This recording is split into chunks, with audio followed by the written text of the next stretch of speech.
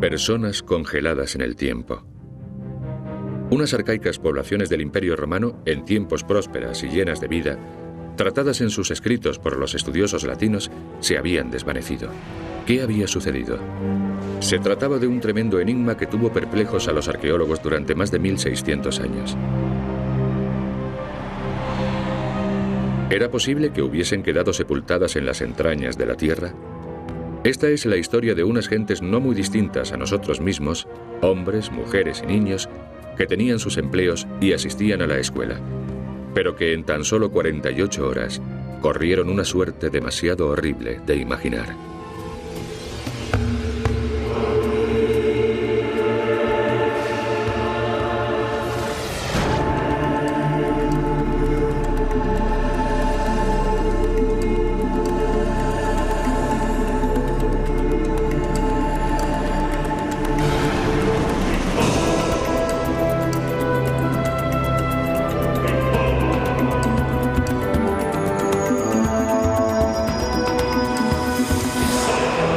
Secretos de la arqueología.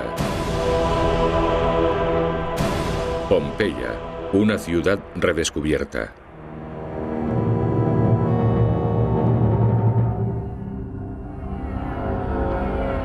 Italia, el corazón del gran imperio romano. Año 79 después de Cristo. Una calurosa tarde de estío, los moradores de la metrópoli romana son testigos de un singular fenómeno. Una sustancia grisácea con aspecto de nieve sucia se precipita de los cielos sobre la urbe. Mas no se trata de una tormenta de nieve. Unos 200 kilómetros al sur, un ardiente volcán, el monte Vesubio, ha erupcionado y vomita roca fundida y cenizas.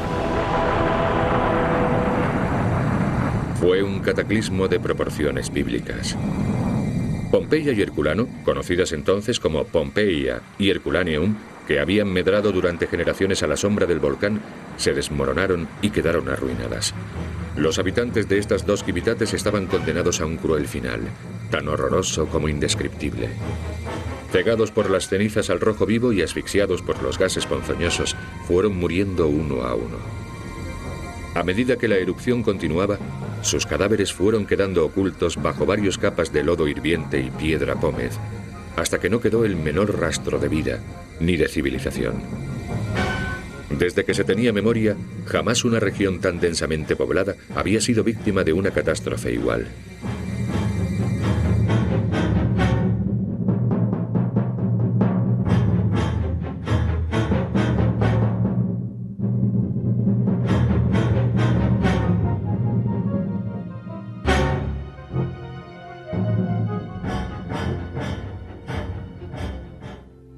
Con el transcurso del tiempo, las en tiempos pujantes poblaciones se borraron del recuerdo de las generaciones posteriores. De ellas no sobrevivieron más que sus nombres en los mapas antiguos y algunas obras de arte y tesoros a ellas atribuidos. Y así es como nació uno de los mayores misterios de la historia. Durante 16 siglos, eruditos y entusiastas del arte trataron de resolver la incógnita de estas ciudades perdidas. ¿Qué les había ocurrido? No ignoraban que la respuesta yacía oculta en los entresijos de la tierra. Sin embargo, nadie sabía exactamente dónde, hasta que a comienzos del siglo XVIII, un campesino dio por casualidad con uno de los más espectaculares hallazgos de la historia de la arqueología. Junto a sus tierras de labor se había abierto una profunda sima, exponiendo a la vista unos restos arquitectónicos antiguos. Se organizó una partida a fin de explorar las ruinas subterráneas. De repente, la luz de la antorcha de uno de los expedicionarios alumbró una placa inscrita con caracteres latinos. Gracias a una sola palabra, herculanenses, los arqueólogos cayeron en la cuenta de que habían dado con el teatro de Herculano, una de las ciudades arrasadas por el Vesubio. Por fin, se resolvía uno de los enigmas de la antigüedad. Se trataba de un descubrimiento extraordinario. Aún en nuestros días, casi 300 años después, siguen desenterrándose objetos, como esta jarra de cristal, cada vez que los arqueólogos escarban en el lodo endurecido. No obstante, tales descubrimientos palidecen junto a otros hallazgos mucho más dramáticos, como las osamentas de algunos antiguos vecinos de Herculano que no lograron escapar del desastre. Antes de su caída, Herculano era una civitas próspera, como pone de manifiesto la hermosura de sus mansiones, muchas de las cuales contaban con un atrio fastuosamente decorado. En numerosas domus, casas romanas, se han recuperado decenas de estatuas de bronce que hoy se exhiben en el Museo Arqueológico Nacional de Nápoles. Estas piezas, perdidas durante casi 2000 años, componen hoy en día una de las mayores colecciones de bronce de todo el mundo. Pero el descubrimiento más relevante tuvo lugar en la llamada Casa de los Papiros, aún parcialmente sepultada bajo varios estratos de roca volcánica. Toda una biblioteca que contenía millares de rollos. Carbonizados, aunque intactos, estos documentos están siendo desenrollados por los expertos, de modo que siguen descifrándose. La localización de los papiros a mediados del siglo XVIII dio alas a la búsqueda de la otra ciudad perdida, Pompeya. Esta fue asimismo descubierta fortuitamente en 1756, tan solo unos años después de Herculano. Aunque buena parte del casco urbano de Pompeya permanece oculto por la roca eruptiva, la mayor parte de sus tesoros han salido a la luz. Pese a la devastación provocada por el Vesubio, sobrevivió un buen número de pinturas al fresco para brindarnos una vívida imagen de esta pretérita civilización. Este retrato de un acaudalado mercader y su esposa podría representar a cualesquiera de los más de 10.000 habitantes de la ciudad. Fue en este anodino lugar, sito entre la Vía Estaviana y la hoy célebre Vía de la Abundanza, donde se halló la admirable pintura. Cuando los arqueólogos excavaron los restos de la vivienda, encontraron la efigie de su propietario en uno de los muros de una estancia. El fresco contenía un pequeño, aunque notabilísimo detalle. La mujer, representada a la vera de su esposo, sostenía una tablilla encerada, el soporte sobre el que se escribía en aquellos tiempos. Los investigadores concluyeron que la mujer llevaba los libros del comercio que regentaba junto con su marido. Del mismo modo que muchas familias de nuestro tiempo, la pareja tenía instalado el establecimiento, una próspera panadería y tienda al por menor, en su propia casa. Pese a los avances de la civilización moderna, resulta asombroso comprobar lo poco que han variado los aspectos más sencillos de la vida cotidiana al cabo de 2000 años. Mientras que hoy el centro comercial se ha convertido en el eje de la vida social y mercantil, en tiempos de los romanos este era el papel del foro. La congestión del tráfico era por entonces tan problemática como lo es hoy. De modo que, muy ingeniosamente, el centro de las ciudades se proyectaba para ser exclusivamente peatonal. Los quibes, los ciudadanos, acudían a participar en la vida pública y social de la ciudad o simplemente para disfrutar de un paseo con su familia o amistades. Los pronunciados escalones de los soportales no tenían una mera finalidad estética. Servían asimismo para vedar la entrada de carruajes, de modo que los transeúntes no tuviesen que preocuparse por el peligro de ser arrollados por un caballo. En Pompeya, como en todo el mundo romano, el foro era el foco de la vida religiosa, política y comercial. Las dependencias municipales y los archivos se encontraban en esta plaza. En sus aledaños estaba situado el comitium, a donde los varones romanos acudían a depositar sus votos. Si bien las mujeres eran una parte esencial de la sociedad romana, carecían de derecho al voto. No obstante, sí ejercían, como hoy, una decisiva influencia sobre las opiniones de sus maridos. En el propio foro, a mano derecha, se alzaba un edificio propiedad de la pudiente y noble dama Eumaquia, descendiente de una influyente estirpe pompeyana. Con sus más de 2.400 metros cuadrados, el equivalente a la superficie de un campo de fútbol, era una de las mayores edificaciones del foro. Los arqueólogos sospechan que se trataba de un importante mercado donde se adquirían telas y materias primas, principalmente lana. La excavación de estas estructuras, cercanas a la entrada del inmueble, supuso un sorprendente hallazgo. Parece increíble, pero los expertos opinan que se trata de unos mingitorios utilizados para recoger la orina de los visitantes a fin de emplearla para blanquear y suavizar la lana. En un lugar destacado del foro, se erguía el templo de Iobe, Júpiter. Con sus más de 12 metros de altura y sus 6 columnas en la fachada, era la mayor construcción religiosa de Pompeya. De las muchas estatuas del templo, tan solo ha pervivido la cabeza de Júpiter, cuyo original se custodia en el Museo Arqueológico Nacional de Nápoles. Aunque poco es lo que sobrevive de su fábrica original, aún es posible recrear visualmente su pasado esplendor. En su tiempo fue el monumento más señalado de Pompeya.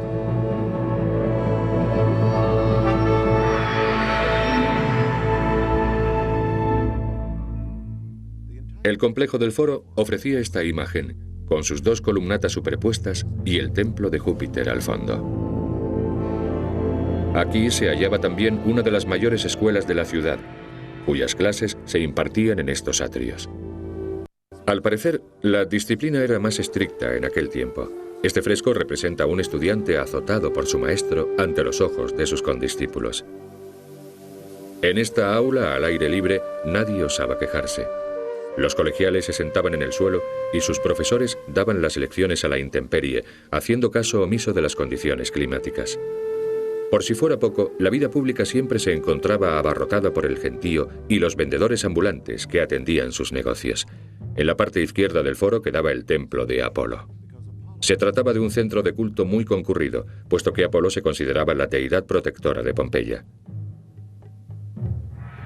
Amén de a rendirle homenaje, los ciudadanos acudían a consultar el reloj de sol que corona esta columna. Apolo era el dios que gobernaba la armonía y el equilibrio, así como el transcurrir del tiempo. No es de extrañar entonces que su templo fuese el más venerado, excepción sea hecha del de su padre Júpiter.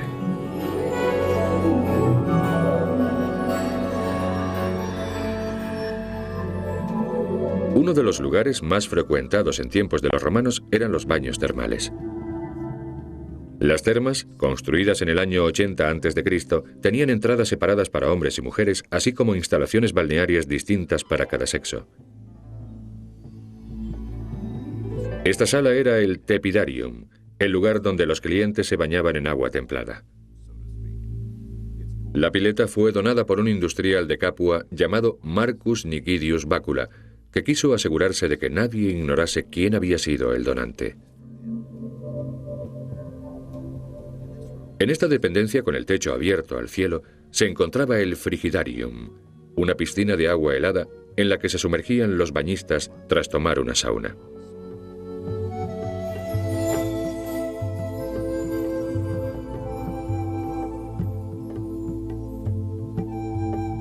Pompeya se construyó con forma de óvalo y tenía un perímetro de unos 3.200 metros. Una soberbia muralla con 7 puertas circuía la Civitas. En este cruce de calles se alzaba en tiempos el Templo de la Fortuna Augusta, dedicado a la buena estrella del emperador. Junto a él se abría un atrio por el que se accedía a unas viviendas y al fondo se erguía el arco dedicado al emperador Calígula. Los historiadores actuales son capaces de recrear la fisonomía de estos edificios con gran lujo de detalles, un tributo a la ciencia moderna y a la arqueología. Como todas las ciudades romanas, Pompeya estaba dotada de un anfiteatro donde se celebraban combates de gladiadores. El anfiteatro pompeyano es uno de los más antiguos del mundo romano. En este preciso recinto, en el año 59 después de Cristo, tuvo lugar un suceso que requirió la intervención del mismísimo emperador Nerón. En el transcurso de un espectáculo gladiatorio, los espectadores se enzarzaron en una violenta y sangrienta lucha. Muchos murieron. Enfurecido por el escándalo, Nerón ordenó la clausura del anfiteatro por espacio de 10 años. El decreto acabó anulándose gracias a la intervención de la emperatriz Popea. Los pompeyanos recibieron alborozados la reinstauración de sus juegos. Los gladiadores eran héroes, a menudo reverenciados aún por los niños, que acostumbraban a pintar a sus luchadores favoritos en los muros de la ciudad. Los gladiadores vivían en la propia escuela gladiatoria y se entrenaban en la palestra, sita en el interior de un patio porticado. Estas dependencias formaban parte de un complejo que también albergaba el Gran Teatro y el Odeón, un teatro de dimensiones más reducidas. Para las parejas que quisiesen disfrutar de una noche en la ciudad, este precursor de los actuales centros de ocio era el lugar idóneo. En el Odeón se celebraban funciones teatrales y espectáculos musicales. En su época, el Odeón estaba techado a fin de que los asistentes que se sentaban en el graderío gozasen de una acústica perfecta. El Gran Teatro se erigió en la falda de una colina al modo helénico. La asistencia a las atracciones era gratuita. Se trataba de espectáculos patrocinados, tal y como se hace hoy día, salvo que, habitualmente, quien corría con los gastos era un político que buscaba la reelección. Las funciones teatrales se ofrecían durante el día. Para proteger al público del sol, se tendía un entoldado sujeto por grandes postes. Esta es la vista que en tiempos ofrecía el escenario. A diferencia del teatro, esta tahona no debía de ofrecer sus productos gratuitamente. No obstante, fue un negocio muy rentable. Los habitantes de Pompeya eran grandes consumidores de pan, ya que todo el mundo podía permitírselo. Se cocía incluso el panis furfureus, un pan de ínfima calidad que se servía en los comedores de beneficencia. Por supuesto, aún el mejor pan necesita de un acompañamiento. Pero muy pocos quibes disponían de pozo propio. Este pilar señala la ubicación de un pilón conectado con la gran cisterna principal, desde la que se distribuía el agua. Sus vestigios nos sirven para hacernos una idea del aspecto original de esta confluencia. Estas fuentes se instalaban en muchos cruces de calles y los ciudadanos acudían a abastecerse de agua para el uso doméstico. Los privilegiados que habitaban las más célebres mansiones de Pompeya lo tenían mucho más fácil. Esta es la llamada casa de los Betii, dos hermanos descendientes de una familia de libertos que hicieron fortuna en el mundo de los negocios. Deseosos de hacer alarde de su opulencia, los Betii mandaron erigir estatuas en un jardín rodeado por una columnata y decoraron su morada con frescos como estos.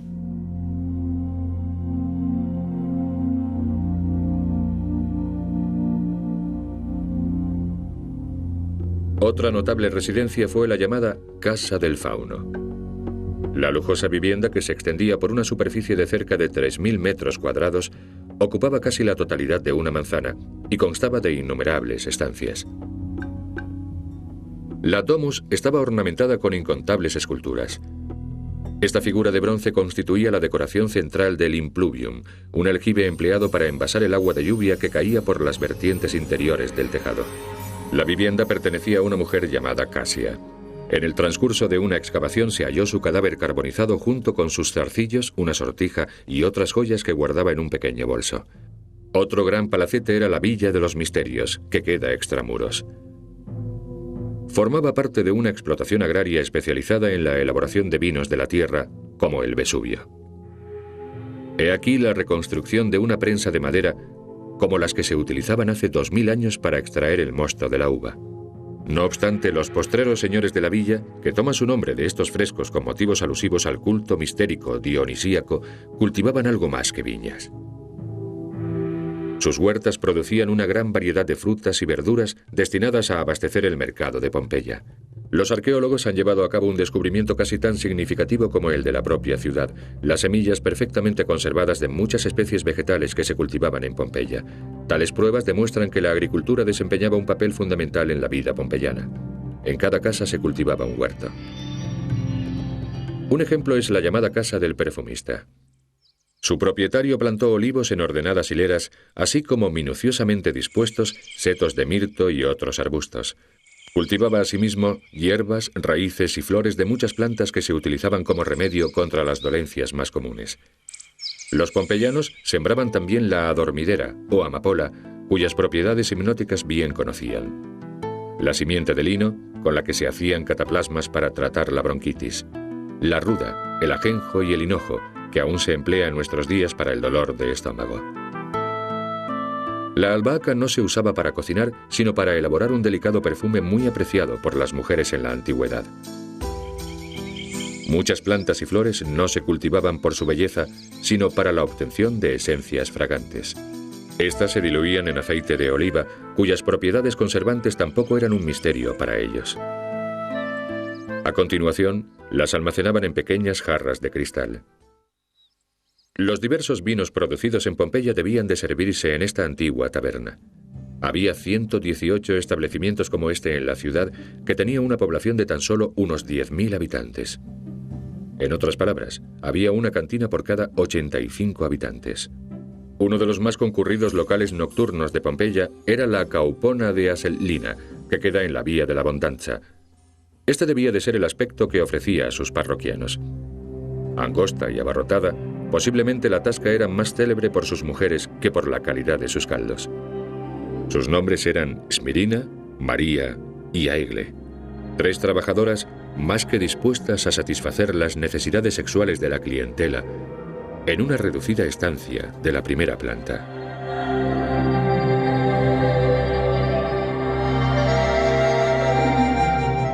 Conocemos uno de los nombres gracias a un grafito hallado en un muro exterior de la bodega. Se trata de un cartel electoral que pide el voto para un candidato a un puesto municipal.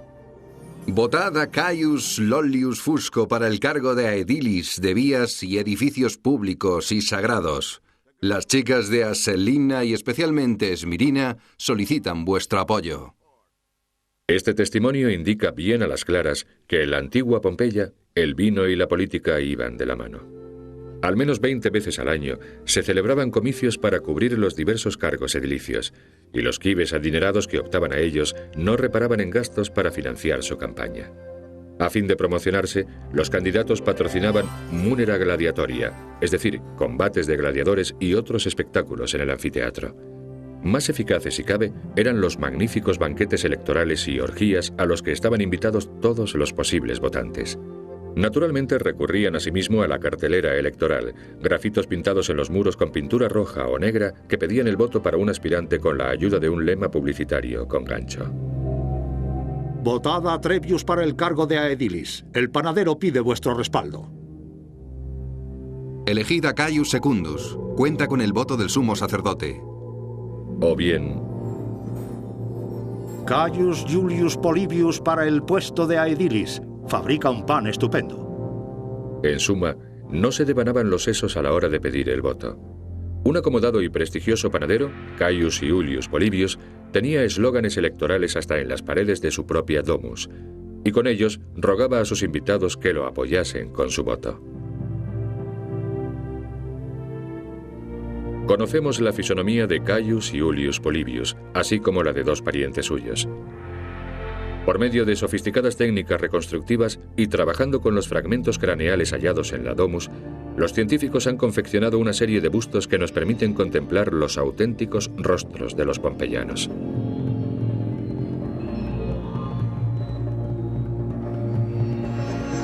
Este es Caius Iulius Polybius, aspirante a un cargo público en las elecciones del año 79 después de Cristo, con su nariz aquilina, sus labios delgados y una amplia y curva frente. Y esta es la faz de uno de sus familiares, un hombre en la treintena de ancha nariz, cejas pobladas y 1,70 m de altura, casi un gigante para aquellos tiempos. Por último, una chica de tan solo 1,5 m de altura y una graciosa cara ovalada de grandes ojos. Imagínensela con el cabello recogido en un moño y la piel ligeramente perfumada con un toque de albahaca. Este hombre es Lucius Caecilius Iucundus, un banquero cuya opinión era a menudo requerida por su talento para la redacción de contratos mercantiles.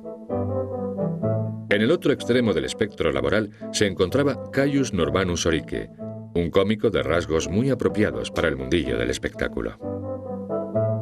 Para demostrar que el humor es verdaderamente universal, esta divertida caricatura representa a un hombre llamado Rufus, un visitante habitual de la Casa de los Misterios. Las mismas cualidades que hoy nos definen ya gozaban de buena salud hace 2 milenios. Se ha hallado todo tipo de pintadas que retratan a unas gentes que también sabían ver el lado absurdo de la vida y no se arredraban a la hora de compartir con los demás ciertos detalles íntimos acerca de sus semejantes. Salvila es una gorda.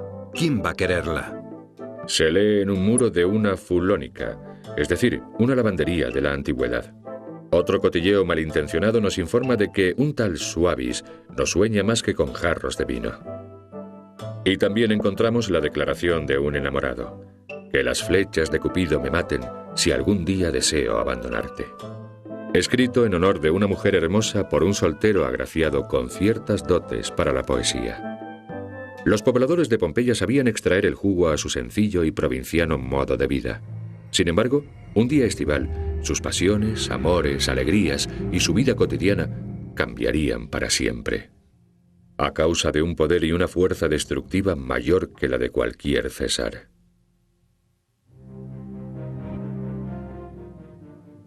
Ya ha oscurecido cuando llegamos a uno de los yacimientos más importantes de cuantos se están excavando en la actualidad, la Casa de los Castos Amantes. Como podrán comprobar por las osamentas de animales que aún yacen en la domus y por los cántaros volcados, este lugar es un libro abierto que ilustra el fatídico momento en el que el Vesubio entró en erupción. Antes del desastre, el dominus de esta casa había hecho decorar sus muros con pinturas al fresco. Contaba con despensas y cobertizos para las bestias. Poseía un horno y un molino. Gracias a este yacimiento, los arqueólogos han logrado establecer con exactitud la fecha del cataclismo. El 24 de agosto del año 79 de nuestra era, a la 1 de la tarde, el cráter del Vesubio expele una espesa humareda y cenizas incandescentes. Mas la devastación no ha hecho sino comenzar. A eso de las 7:30 de esa misma tarde, una serie de violentos terremotos conmocionan la ciudad. A lo largo de toda la noche, violentos temblores de tierra sacuden la población hasta los cimientos, y sus moradores huyen temiendo por sus vidas. A la mañana siguiente, pese a la destrucción, muchos regresan a sus hogares tratando de rescatar sus bienes más preciados. Se encuentran una ciudad fantasma de viviendas vacías y millares de almas en pena vagando por las calles. Hoy que los arqueólogos han conseguido desvelar lo sucedido en el transcurso de las últimas horas de Pompeya, nos ofrecen una imagen de incesante pavor. Entre las 6 y las 7 de la mañana del 25 de agosto, se desencadena la más dramática catástrofe. Sobre el cráter, a centenares de metros de altura, se elevan colosales masas de cenizas volcánicas y gases ardientes que a continuación comienzan a engullir la ciudad. El vapor sulfuroso incandescente desciende por la falda del Vesubio a una velocidad de más de 160 kilómetros por hora. Estas densas y asfixiantes nubes ahogan y queman viva a toda la población de Pompeya. No hay escapatoria posible. Perecen más de 2.000 personas. Y el número de víctimas mortales continúa ascendiendo a medida que se desentierran más cadáveres, 250 años después de iniciarse las excavaciones. Este cuerpo cubierto de estaño pertenece a un niño de unos 12 años. Estos otros cadáveres son de unas personas que intentaban zafarse de la furia del volcán. El instante de su muerte quedó congelado en el tiempo, en el momento en que trataban de escapar. ¿Cómo es posible que toda esta población permaneciese tan ajena al peligro inminente que sobre ella se cernía? Un siglo antes, un científico griego llamado Estrabón había advertido a los pompeyanos acerca del riesgo de erupción. No obstante, este fresco demuestra que continuaron considerándolo un monte apacible cubierto de viñas y olivares. Hoy, cuando los turistas contemplan las históricas calles de Pompeya, la maravilla que provoca redescubrir esta antigua civilización empaña el horror de su tragedia. Pese a todo, se trata de un capítulo agridulce de la historia. El poeta alemán Wolfgang Goethe, tras visitar el yacimiento en el siglo XVIII, escribió: «Jamás un suceso trágico tal ha brindado tanta dicha a las generaciones posteriores». Más de 2 millones de personas acuden a Pompeya anualmente. Vienen a contemplar sus obras de arte y a maravillarse con su arquitectura, mas sobre todo a rendir tributo a una sociedad no muy distinta de la nuestra. Unas gentes que compartían nuestras mismas esperanzas, ambiciones y pasiones, solo que su caída carece de parangón en toda la historia.